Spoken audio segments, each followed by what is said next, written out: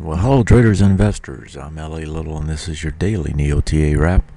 We take a look at these markets, doing it from a neoclassical perspective each time, asking ourselves what happened today and what does it tell us about the coming ones. We do a show 4 times a week every Monday through Thursday, broadcast at about 10 o'clock Eastern Time, archived on YouTube and son of a channel, LA Little. If you want to have a subscription and get notifications, just reach up in the right hand corner and do so. And anytime I push content, you'll get a notification.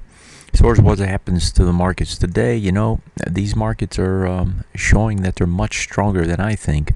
Up again across the board, 1% pretty much across the board. Nikkei was even up last night. You look over in Europe. Europe gains as well.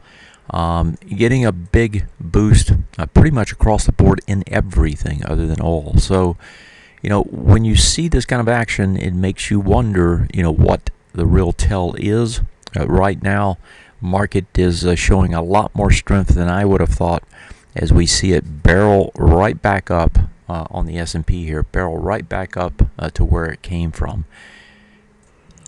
So 3 days up, 3 days almost back to the top of the breakdown bar.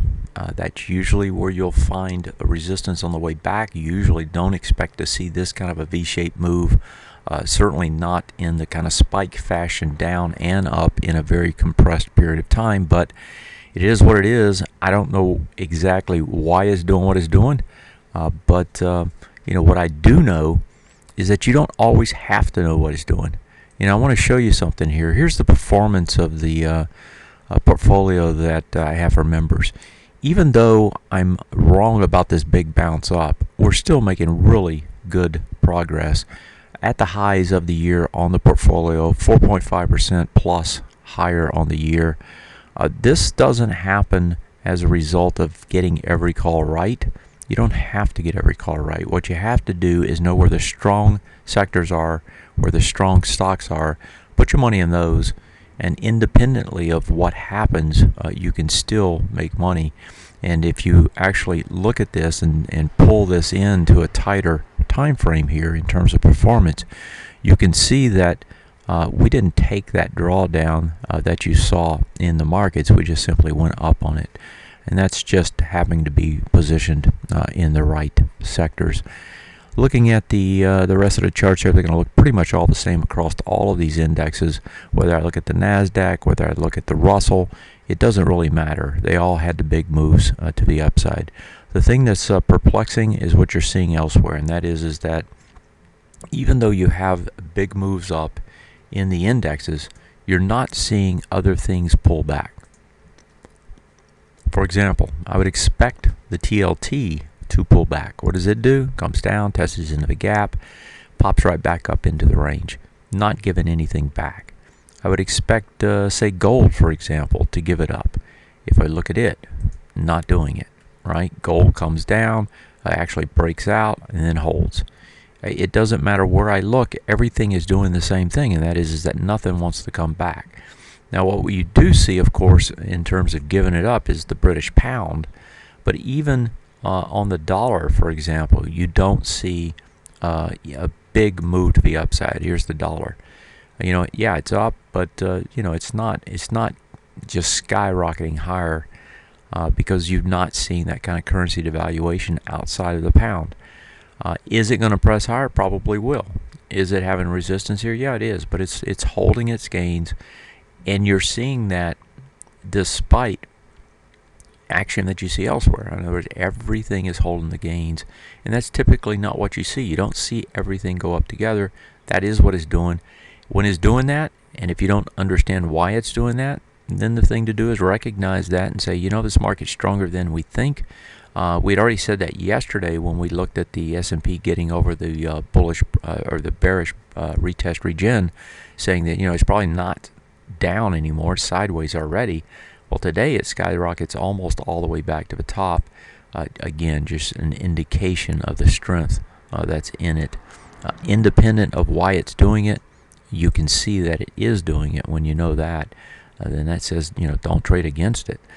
Look at the world markets real quick. The thing here that I thought last night that was going to get us a pullback was the CAX. The CAX gets up, tests into that top of the bar, It looked like it was going to break back last night on that failed test there, but didn't. Pushes higher, gets into the bearish retest regen. And when I'm talking about a bearish retest regen, what I'm saying is that you have a prior swing point low that was broken.